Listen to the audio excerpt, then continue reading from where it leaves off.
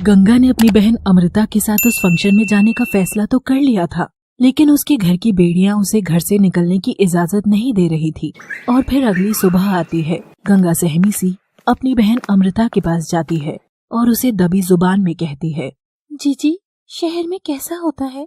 क्या वहाँ लड़का लड़की सब आपस में बात कर लेते हैं? हाँ, बात क्या, लोग गले लगते हैं, प्यार करते हैं और किस भी करते हैं। हाय दैया, यानी सब खुल्लम खुल्ला? नहीं, खुल्लम खुल्ला तो नहीं, लेकिन ऐसे शर्म करके टाइम वेस्ट नहीं करते। बस कोई पसंद आ गया तो उसके साथ टाइम बिताना और फिर क्लोज आना, ये सब नॉर्मल है रे पागल। हाय दैया, तो क्या आपको भी कोई पसंद आया? अरे वाह, हमारी छुटकी आज तो बड़ी ही चाशनी लेकर बात कर रही है। बता दे, कहीं तुझे तो कोई नहीं मिल गया पास के गांव में? गंगा ये सुनकर शर्मा जाती है। तुम बस अपना बताओ ना जीजी, वैसे भी इस घर में मुझे कोई कुछ नहीं बताता है, एक बस तुम ही बता सकती हो थोड़ा बहुत। हाँ, एक पसंद तो है, एकदम कृष्णा लगता है, इसलिए नाम भी कृष्णा ही है उसका। अभी तो ऐसा कुछ सीरियस नहीं है, पर कभी लगेगा तो माँ बापू को बता दूंगी। है? इतनी आसानी से बता दोगी?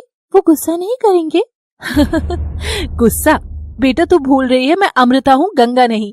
और अगर प्यार करके शादी करना चाहूंगी तो कोई चोरी थोड़ी ही होगी। और अब तू बता, तेरा क्या माजरा है? आज मेरी सहमी रहने वाली बहन प्यार मोहब्बत में रुचि ली जा रही है।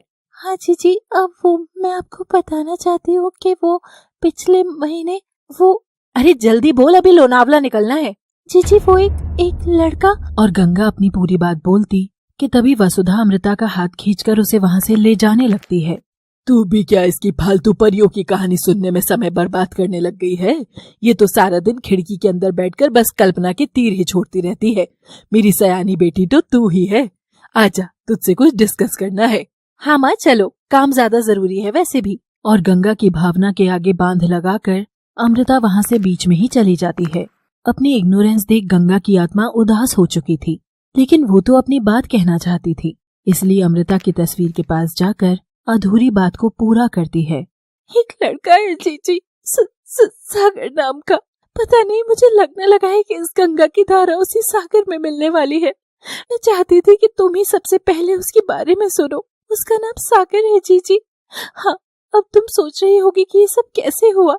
एक बार शादी से लौटा हो तो तुमको सब बताऊंगी।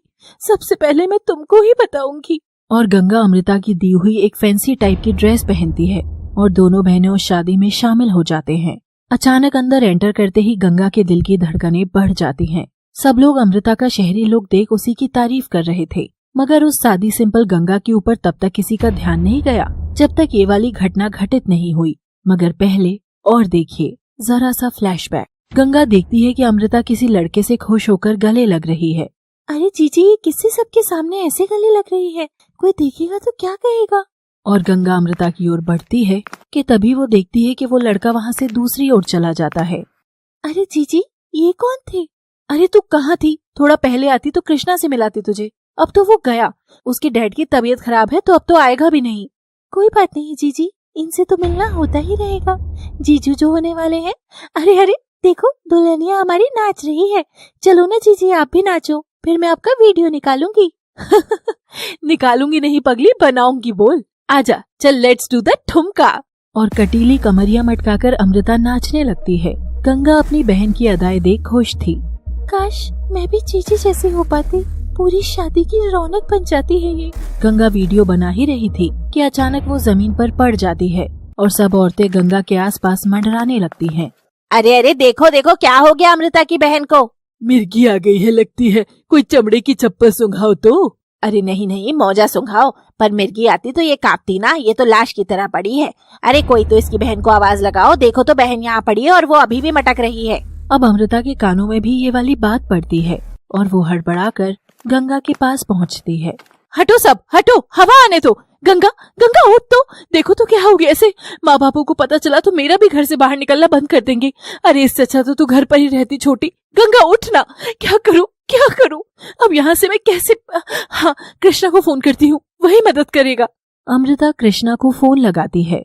हाँ अमृता, बस जस्ट माँ के पास पहुँचा ही हूँ, बोलो क्या हुआ? हेलो कृष्णा। अमृता की घबराहट से जुबान बहुत चिपक रही थी। अमृता, तुम ठीक तो हो ना? हुआ क्या है, बताओ मुझे। कृष्णा तुम फटाफट यहाँ वापस आ जाओ, यहाँ स्यापा हो गया है, वो भी बहुत बड़ा। स्यापा? पर तुम तो जानती हो ना कि माँ और उनकी हालत ऐसी है कि मैं उनको यहाँ अकेले अस्पताल में।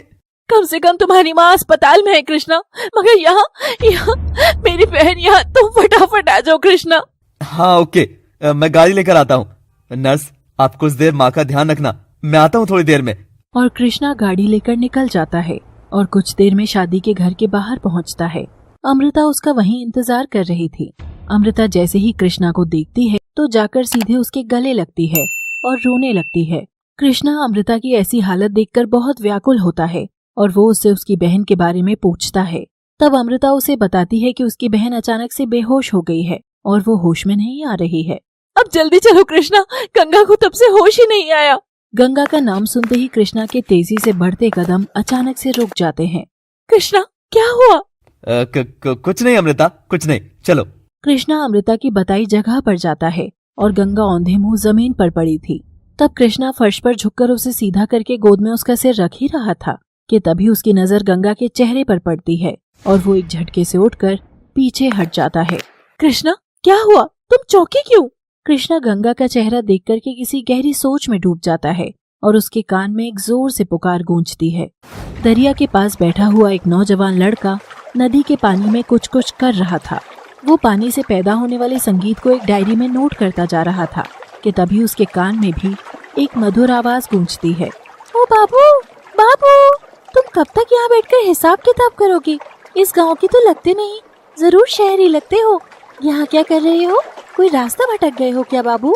गंगा की ऐसी पुकार सुनकर वो लड़का पीछे पलटकर देखता है कि एक गांव की छबीली हाथ में कपड़े थामकर वहाँ खड़ी थी।